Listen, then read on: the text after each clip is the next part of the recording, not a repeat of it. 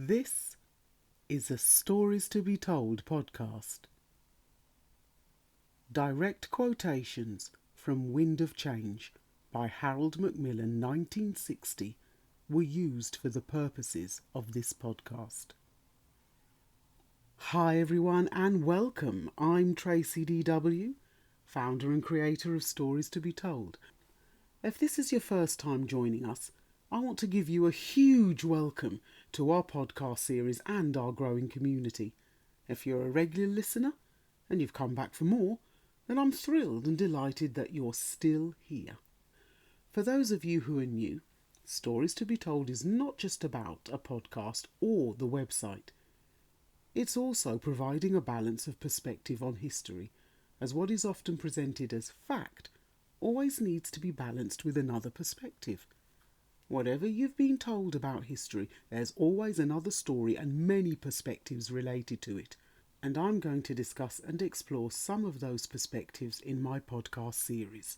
Now, as I clarify in every episode, my podcasts do not aim to be the ultimate or only authority on the subject or topic under discussion, but I'd like to share what I've learned.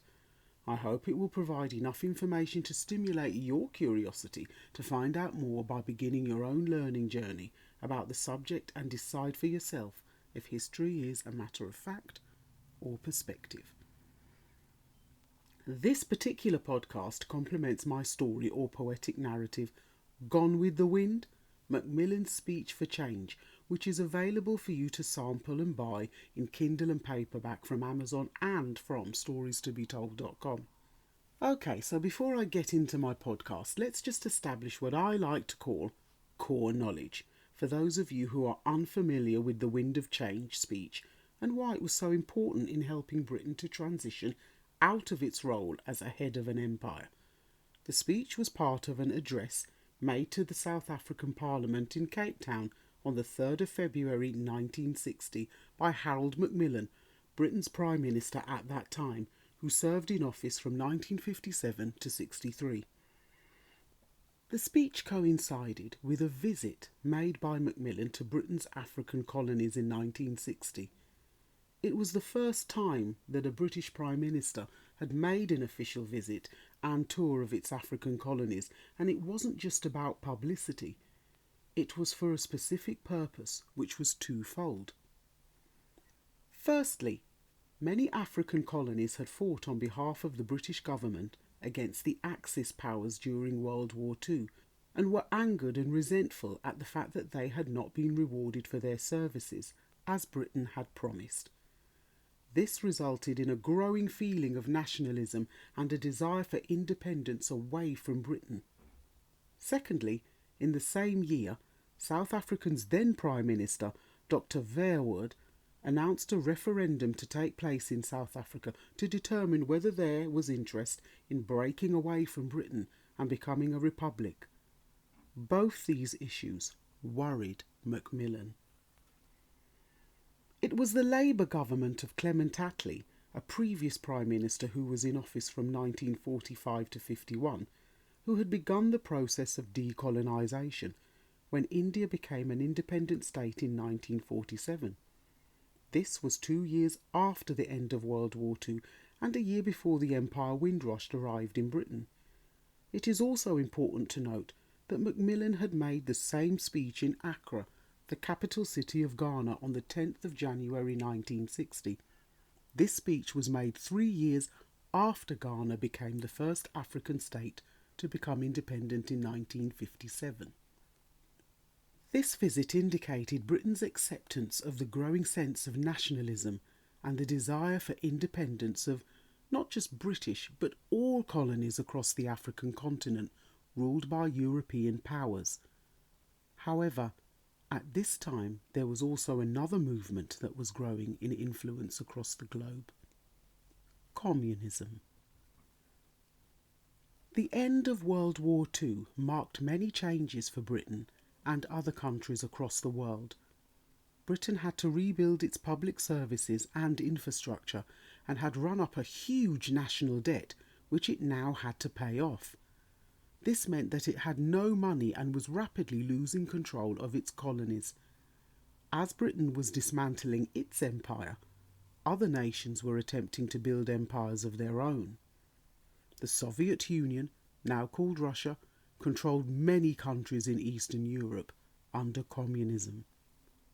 Communism was also adopted by China, whose many regions unified as a country in 1912 and became the People's Republic of China in 1949 under Mao Zedong.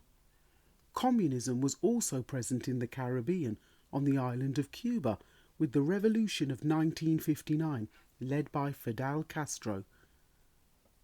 Macmillan recognised that the spread of communism represented a huge threat to all European powers who had African colonies, and America, who, through capitalism, wanted to increase its share of free trade, not only with Britain's colonies in the Caribbean, but across the globe. This narrative is beyond the scope of this podcast, but I encourage you to begin your own learning journey and find out more about this post-World War II period of history. However, I've set the context, so let's get back to Macmillan's speech. By the 1960s, there was also unrest in the Belgian Congo and in Algeria, a French colony in northern Africa. Britain was afraid that the unrest and desire for self-rule, as well as the adopting of communism, would spill into its own colonies. Was Macmillan's speech a marketing strategy designed to promote a change in Britain's standing towards its colonies? Macmillan's aim was to state that Britain wanted to propose granting independence to many of its colonies, including South Africa, and to encourage majority rule as the ideal model of government within them. Macmillan was also aware that in colonies in which there was a white minority, such as South Africa, these changes would be difficult to accept. So how did Macmillan achieve his aim through his speech? From my perspective, one of the ways was through his use of language and its psychological effects. Macmillan begins by taking a softly approach, describing Britain's relationship with South Africa, using phrases such as the Golden Wedding of the Union, alluding to the 1902 agreement which combined the Orange Free State and Republic under British control. Take stock of your position, and other phrases such as look forward to what lies ahead, juxtaposes a positive, celebrate achievements, with a warning, it's time to move on. Macmillan builds on this with key phrases that continue to focus on South Africa's achievements. Strong economy, healthy agriculture, resilient industries, and climaxes with the phrase immense material progress, only to bring South Africa back down to earth with the phrase financed by British capital.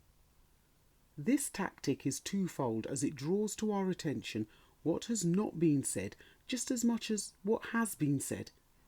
Macmillan could imply that South Africa's economic success has not only been at the expense of Britain's financial support, but also at the expense of undermining the indigenous population. Macmillan may have tried to establish Britain as the organ grinder, the nation in control and the author of South Africa's narrative, and it is Britain who is going to write its next chapter. Now to the issue at hand is a phrase that indicates a change of subject to what the speech is really all about. Macmillan ensures that he is perceived as being proactive in pointing out that Britain is aware of South Africa's predicament, even if South Africa is not aware or accepting of it. Macmillan alludes to what he calls South Africa's deep preoccupation, and Britain sympathises with your interests and your anxiety. This is an indirect apology in which Macmillan implies that Britain is saying, I'm sorry if you feel this way, but I can neither agree with or support nor condone your current approach to things. Macmillan then goes back in time, beyond living memory, to draw parallels between current events and the past. The Roman Empire is being alluded to in order to build a bigger picture and offer a wider perspective on the issue. Empires rise and fall all the time, and the process of conquest and demise is a natural cycle within human history. The end of the British Empire and South Africa's place within it is inevitable, and a deep, keen feeling of nationalism must now be accepted as a constant fact. Macmillan refers to decolonisation as an awakening of national consciousness, making an organic reference and linking it with human or living qualities.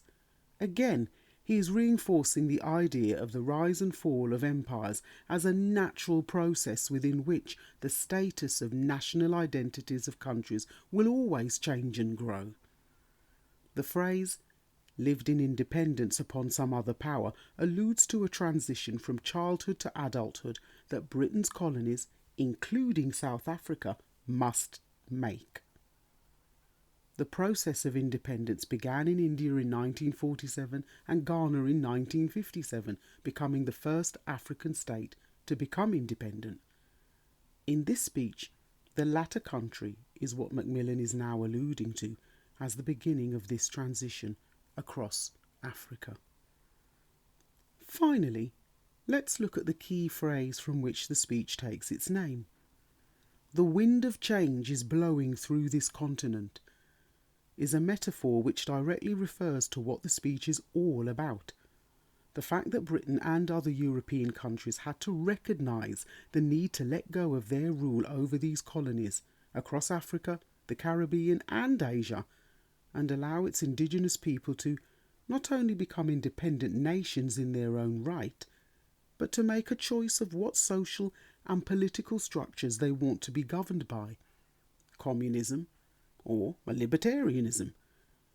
It's possible that all the words that preceded this phrase in Macmillan's speech was also used to soften the ear of European nations such as France and Italy, and to prepare them for the reality of what was to come. Now, this is not to say that achieving independence was not a struggle for the indigenous population. Zimbabwe, Kenya, and later South Africa were examples of the immense suffering and conflict that was part of the process toward independence and freedom. Upon wider reflection, Macmillan's speech may have been a sign that Britain recognised the issues more quickly than other European powers and was far more pragmatic towards the problems that lay within its colonies.